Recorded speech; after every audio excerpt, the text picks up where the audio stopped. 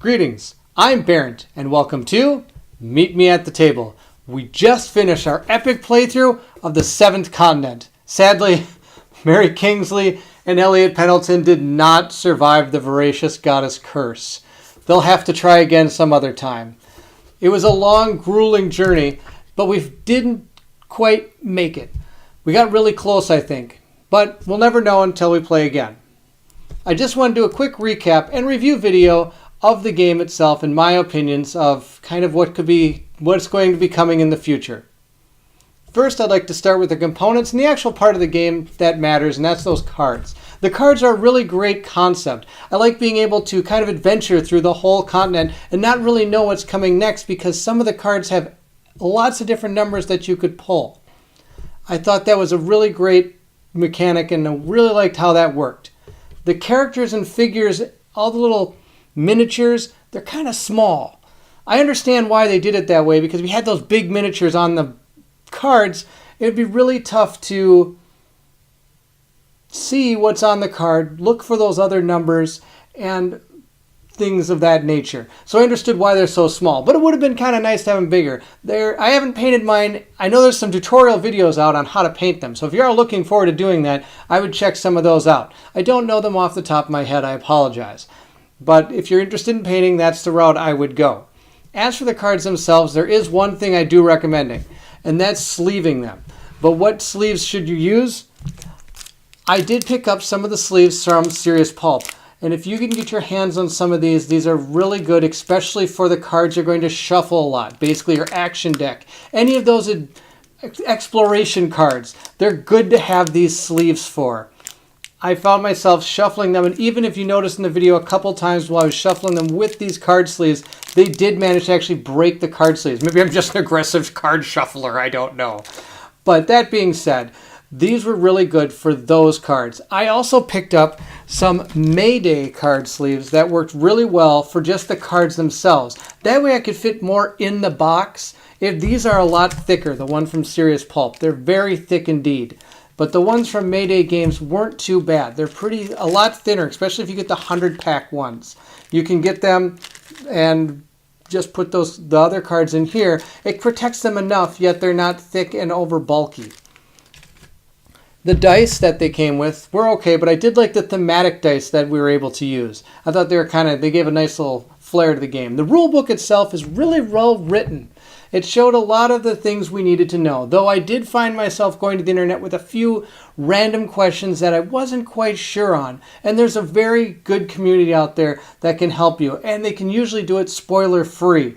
And you can also find out certain things about cards you're not sure by almost just typing in the card number, and there might be a Board Game Geek forum on it, or it might even send you to the FAQ of Serious Poulp. That being said, overall, the components and the actual what is involved in the game, I think is really well done.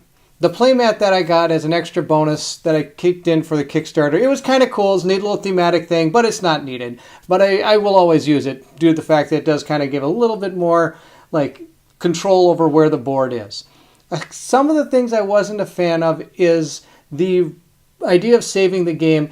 It's a great system, but sometimes losing that progress can be a little aggravating at times because you know where you want to be and you know where you want to go. But if you need to save your game, you know you have to go all the way back through there and you never know what's going to come with those exploration cards. I saw the way they combated that by having some of those pass-through cards. So almost as you pass through these, it's so hard to get back through sometimes that it's almost worth saving your game because you're going to have to come back through anyway. So that was a neat way of being able to eradicate the loss of all your data or all the paths that you've taken. Also, when you go down and explore certain areas, for example, the submarine, when you take that across, you lose all those cards behind, and that's also a nice way to save the game then. You could save it there and not feel like you're losing a lot of what you've done. The crafting in this game I really thought was a cool maneuver as well. I liked how you could create an entire item that really kind of thematically work together while gaining more durability towards it. Or you could also just craft something bizarre that really didn't work with it at all, but also the durability wouldn't last very long. But at least you could build something that you might need at some point. Hand management also became an issue because you'd kind of run out of room to craft. But that's okay. That's part of the game. You have to figure out what you're going to need and when you're going to need it. So I really enjoyed the crafting system. That action deck that you have that becomes your life force is a really cool concept as well. It also has all those crafting cards that you need. And I did like that there are a few cards that you could use to pull cards back out of your discard deck. That really adds a lot to it, because at some point you may need something that you've lost. If you don't have a way to get it back, you're in big trouble. There is hunting though. And the hunting that they put in there, that worked really well.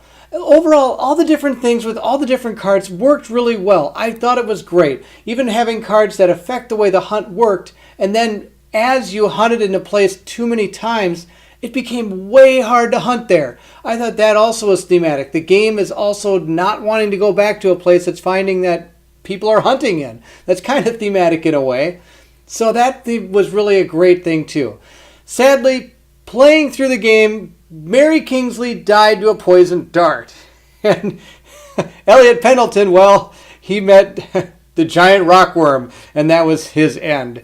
It was pretty fitting in the way that whole extravaganza played out, that not only we sang music to it, we prayed to it, and then it just ate him. Oh, it was pretty interesting the way that all handled in the end.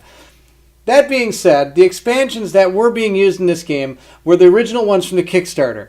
And they really added a lot to it. I mean, giant rockworms, for crying out loud. That was amazing. We learned all about them through our journey, that's for sure. And those storms. How about that one storm that kept following me across all those couple of those cards? That was bonkers. That thing was out of control and added so much more theme and just enjoyment to the game, because you never knew what was going to be coming up next. Now, as for what's coming up next, the expansion is coming. And it's called What Goes Up Must Come Down. That Kickstarter's already gone through its run, and it's in the middle of being printed and probably pretty close. At the time of this recording, it's close to being shipped out. Though, in the last update that Serious Poulp did on that Kickstarter called What Goes Up Must Come Down, they did say that they're going to be reopening the Pledge Manager in July. Now, that's at the time of this recording. If you're watching this 2 years from now, it's dead and gone. Who knows where the 7th continent? We could be on the 12th continent for now, for all I know. But at the time of this recording, you can actually go back and, I believe, pick up these first edition expansions and add them. They will still be shipped in Wave 2, not immediately now. But that is an option. So if you kind of didn't think you were going to like them, but you liked them after seeing our playthrough, I strongly recommend picking them up. They add a lot to the game. Now, as a review, I do think this game is great. I mean, I was planning to do this game over small little videos as I did some other games, but I was just blown away and I couldn't stop playing. I just had to keep going. So that shows you how much I enjoyed the game. I just found it was an immense experience. You never knew what was behind any corner. And so with all that being played out and all the different areas you could go to and all the different things you could find and all the different things you could craft, I thought it was just great. Now, it might not be for everybody. There was a couple of videos you may have seen, and you probably remember them, the ones where I went the wrong way. Now, to me, I didn't mind that. I thought that was kind of neat because I saw a little bit more of the continent. But for others, that might be a turnoff because, I mean, as you saw, that was like an hour of gameplay that I kind of went the wrong way. So if you don't have a lot of time that you want to invest into playing this game, if you go the wrong way, that could really be a deterrent. Also, the only luck in this game has to come from that action deck and how many cards you pull to try to get the successes you need. So if you're into a kind of luck and rolling dice, this game, again, is not going to really be for you. But if you're an adventurer and you want to go on a crazy journey through a continent and not know what's around the corner, not know what you're going to face next, this is really a great game for you. I'm hoping to bring this game back to the channel, and I'm hoping to do it before the expansion comes, but I'm not going to guarantee that happens. There's a lot of stuff I want to play beforehand, and a lot of stuff I might be getting in the meantime. But keep your eye out. I'm hoping to do one. If I don't, I apologize, but I definitely will get back to this game. I promise you. I had a blast playing this. I hope you guys had a blast watching. It was a long playthrough, and those that made it all the way to the end, I appreciate it. It really makes me feel good that people loved watching that game. I love playing it, and I love bringing it to you. So not only did I like that game, and hopefully you did too, I hope you liked this video. And if you did, hit the like button. Also, you can subscribe, and hit the notification button as well, and you'll find out when the next videos are coming. So until then, I hope you will meet me at the table.